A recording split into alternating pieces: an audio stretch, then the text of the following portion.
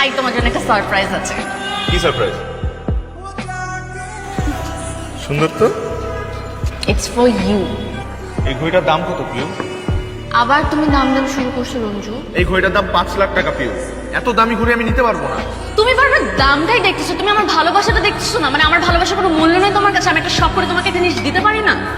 আমি ঘড়ি নিতে পারবো না। তুমি এটা পরবা না? আমি এটা পরবো না। তুমি এটা পরবা না? আমি ঘড়ি পরবো না। আমি নিব না। নিতেই হবে না, তোমার পরতেই হবে না এই ঘড়ি।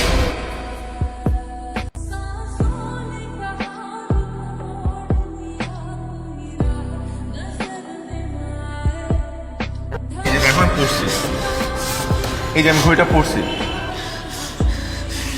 আমি কথা দিচ্ছি এই ঘড়ি আমি কখনো খুলবো না। রঞ্জন, শুনছিস কিছু? কি? গতকাল রাতে রনি সুইসাইড করতে নিছিল, হাসপাতালে নিছিল। আমি বাসায় নিয়ে এসে আমি দেখে আসলাম। তুই এই কথা আমার আগে বলবি না।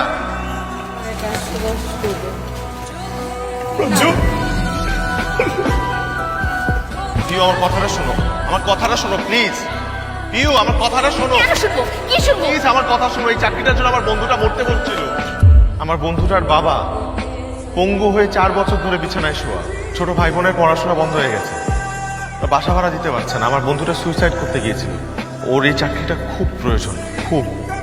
এটা তুমি ইন্টারভিউ না দিতে যে তোমার বন্ধুকে পাঠিয়েছো। তোমার এই চাকরিটা হলে না আমি তোমাকে আমার বাবার সাথে দেখা করাতে পারতাম। এখন সবকিছু উল্টাপাল্টা হয়ে গেল।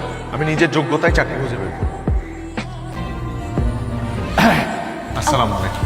ওয়ালাইকুম আসসালাম। বসো বসো বসো। মা, কফির ব্যবস্থা করবে? শিওর, কেন বলবো না। কফির কথা বলে এসেছি। তোমার হাই অ্যাম্বিশনটা কি একটু বলবে? আপনার মেয়েকে ভালো রাখা। আমার মেয়েকে ভালো রাখতে গেলে you have to earn something. তুমি তোমার চাকরিটা তোমার বন্ধুকে দিয়ে দিয়েছো। ওই চাকরির কারণে আমার বন্ধুর পরিবারটা বেঁচে গেছে, তার জীবনটা বেঁচে গেছে। নিজে বাঁচতে গেলে আগে নিজের প্রয়োজনটা দেখতে হয়। কিন্তু তাই বলে কি আমাদের আপনজনের বিপদের সময় আমরা তাদের পাশে গিয়ে দাঁড়াবো না? জীবনটা এভাবে চালানো কঠিন হয়ে যাবে। লাইফের অ্যাম্বিশনটা হওয়া উচিত আমরা সুস্থ সুন্দরভাবে বেঁচে থাকবো এবং আমাদের আশপাশের মানুষজনকে নিয়ে বেঁচে থাকবো। বুঝলামই না, ড্যাড আমাকে পাঠাতে তোমার সাথে এমন কি কথা বলবো? তোমার ড্যাডের মনে হয় আমাকে পছন্দ হয় না।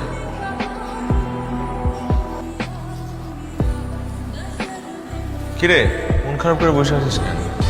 বিয়ে তো হয়েছে, কিন্তু সংসার করব কি করে?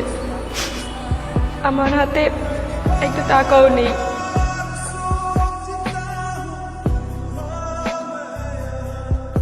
এই ঘড়িটা রাখ। এই ঘড়িটার দাম প্রায় 5 লাখ টাকার মতো। আমি আর নিতে পারব না ভাইয়া। আর এটা রাখ, এটা তোদের বিয়ের গিফট হিসাবে দিলাম। এটা বিক্রি করবি তোরা, 12 টাকা আসবে। তুই তোমার এই বোনের একটু দোয়া করে দাও ভাইয়া।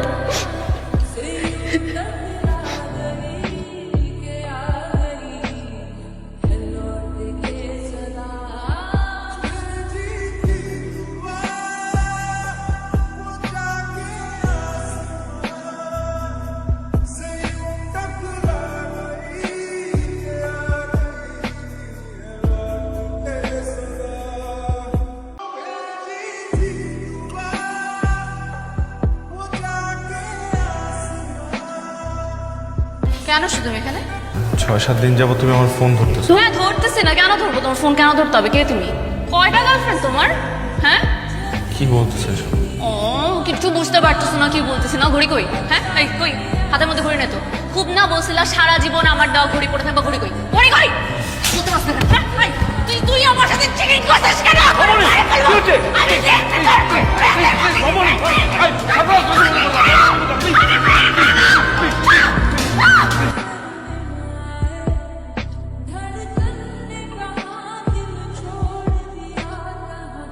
জবা, ভাইয়া আসো আসো, ভিতরে আসো, বসো।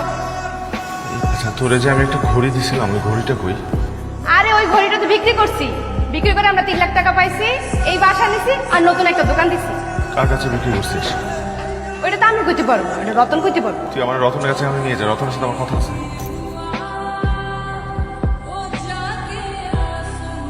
ভাইয়া আপনি যে ঘড়িটা পরেছেন, এই ঘড়িটা আসলে আমার ছিল, যেখানে বিক্রি করেছি সেখান থেকে জানতে পেরেছি সে আপনার কাছে বিক্রি করেছে।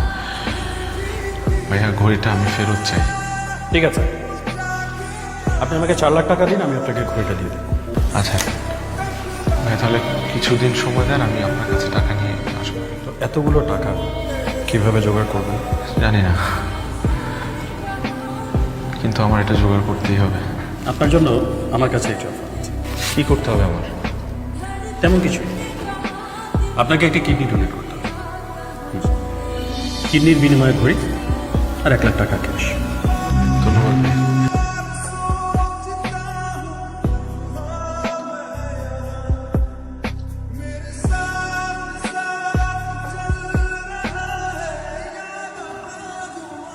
ভাইয়া, কি হয়েছে ভাইয়া তোমার? তুমি তো অনেক অসুস্থ। কিডনি অপারেশন হয়েছে। কি? কিডনি?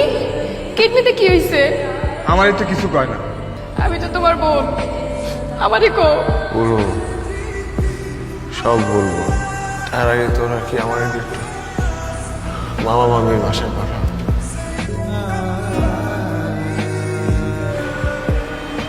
তুই গিয়ে ঘড়িটা দিয়ে আয়। পিউরে দেখলে আমার আমার কষ্ট হয়।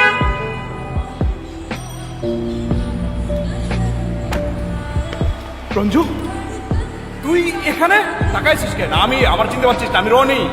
চল চল চল, আরে আয় তুই। বিশ্বাস কর দোস্ত, তোকে আমি এত পরিমাণ খুঁজছি, মেসেজে কতবার গেছি। পিউ, পিউ দেখো কাকে নিয়ে আসছি। বস। এই পিউ, ওই তাড়াতাড়ি আসো।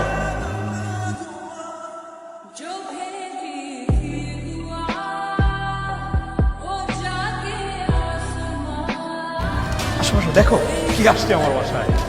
পিউ, এ হচ্ছে রঞ্জু, আমার সবচেয়ে কাছের। আর ও হচ্ছে, আমি ভাইয়ার খালাতো বোন জবা। ওর জন্য তো তোমার সাথে আমার পরিচয় হয়েছে। জানিস দোস্ত, তুই যে অফিসে আমাকে চাকরি দিচ্ছিলি, ওই অফিসে ওর মামার সাথে আমার পরিচয় হয়। তারপর মামার সাথে একটা ভালো সম্পর্ক তৈরি হয়। ওর মামা আমার সাথে ওর বিয়ে ঠিক করে, তারপরে তো বিয়েটা হয়ে যায় আমাদের মধ্যে। তুমি জানো, আমার আমার সবচেয়ে কাছের বন্ধু, আজকে যে চাকরিটা আমি করি এটা আমার ছিল। ওর, ও যদি চাকরিটা না দিত হয়তো আমি মারাই যেতাম। সরি দোস্ত, আমি আসলে একটু ইমোশনাল হয়ে যাচ্ছি, প্লিজ বস। এই তুমি কিছু করবে না, মানে আমার ফ্রেন্ড আসছে, ওকে আপ্যায়ন করো।